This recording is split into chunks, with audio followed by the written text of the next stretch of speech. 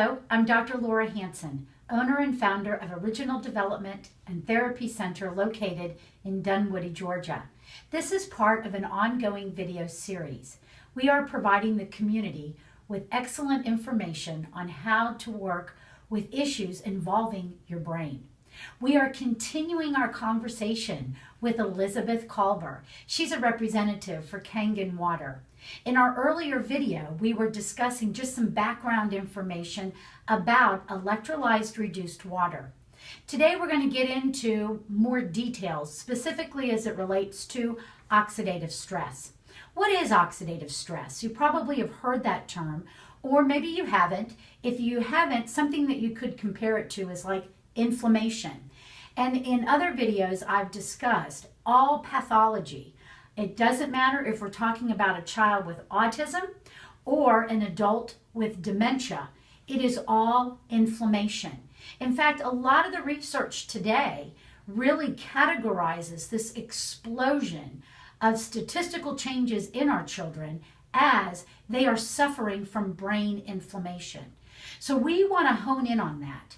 Some of the children that do come to the office will have labs already done or will have labs completed as a patient here that literally looks at the carbohydrate energy metabolism system of the body, also known as the Krebs cycle.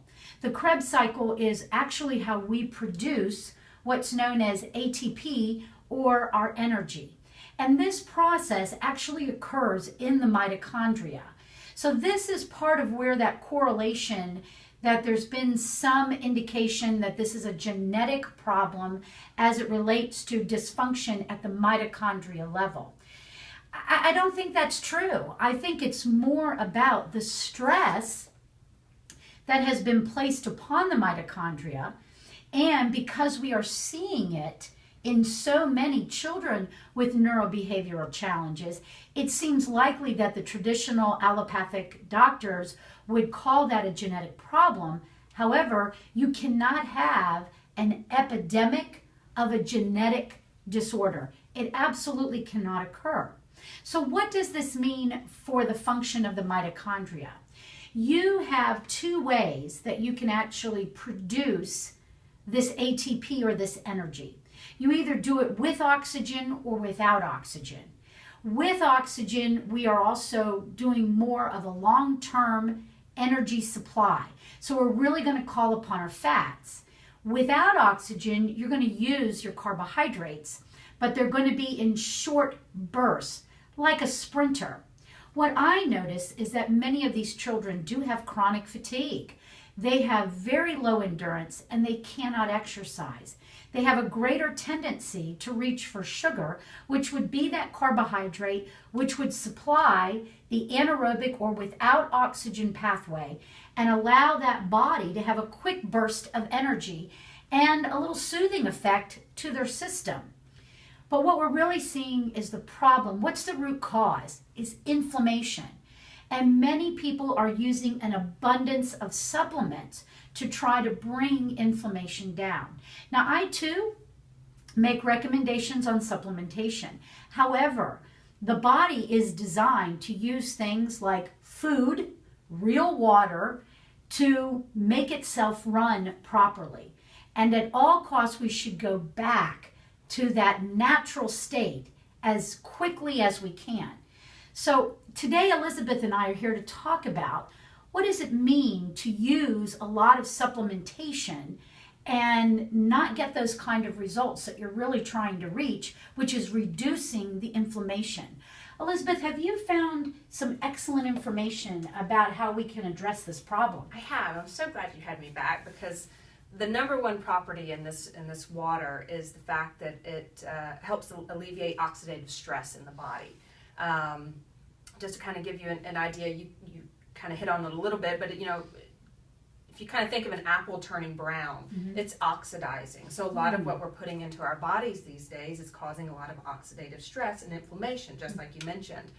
What makes the Kangen water unique, let me go back a little bit, because traditional supplements, antioxidants, we think of like a vitamin C or a CoQ10 or glutathione. Even green tea, we hear sometimes being high in antioxidants. But they're great and they're beneficial, but where we get into a little bit of trouble is that they have a larger molecular weight, meaning that it really can't get into your cells and tissues 100%. It's not able to cross over the blood-brain barrier and neutralize those free radicals in the brain. So what makes Kangen water so unique is what we consider the oxidation reduction potential. Okay. And with that, you're getting dissolved hydrogen in the water. And this hydrogen has been shown in hundreds of peer-reviewed journals that it can actually, is probably the most potent antioxidant. And the fact that it only scavenges bad free radicals. It also is able to get into your cells and tissues and even pass through the blood-brain barrier, unlike typical antioxidants. There's also, you can take high intake of it with no toxic effects. Oh, that's so beneficial. Right. And I have some neat information. There's, again, that just kind of talks about, not that it's a problem, but just with most antioxidants, and again, how they're just kind of a bulkier component and not getting into the body.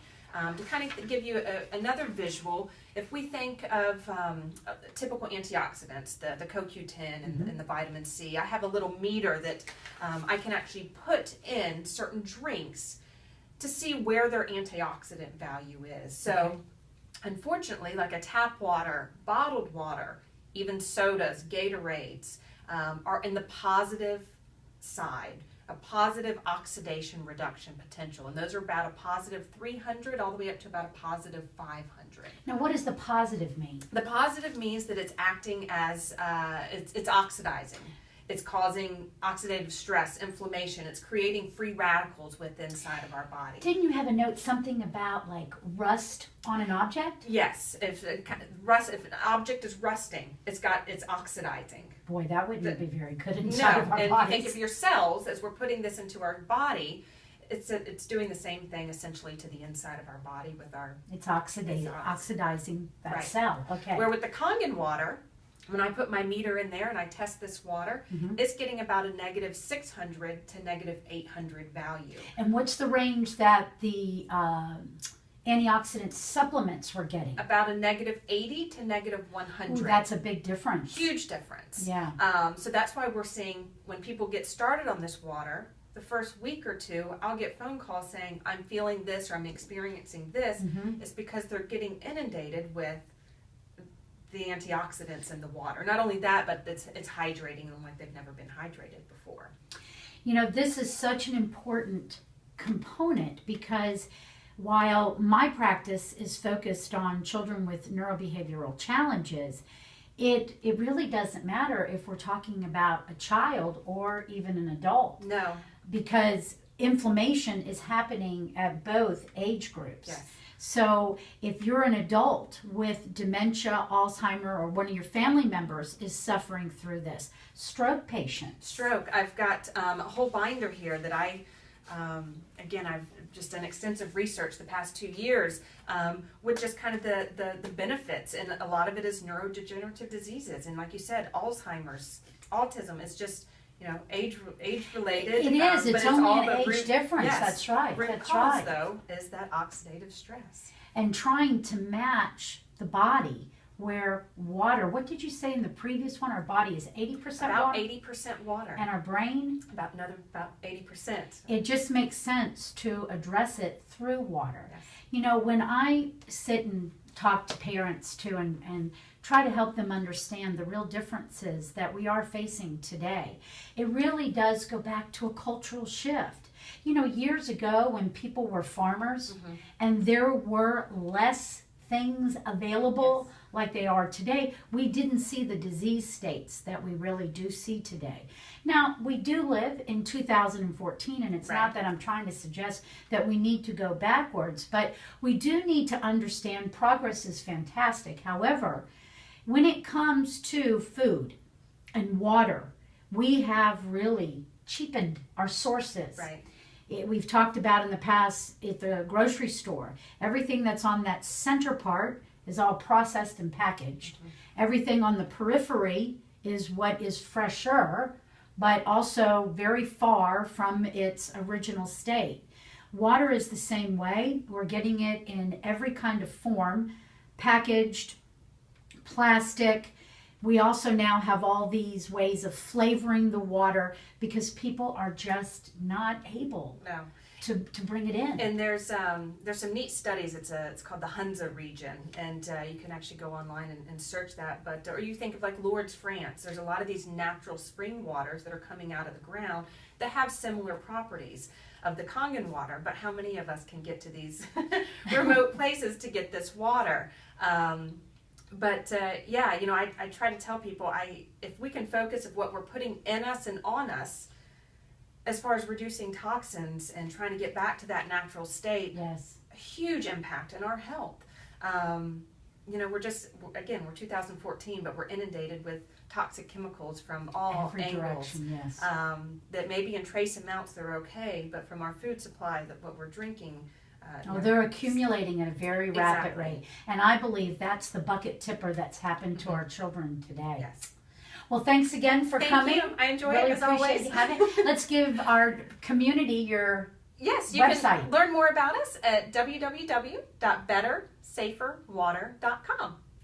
Thanks for tuning in.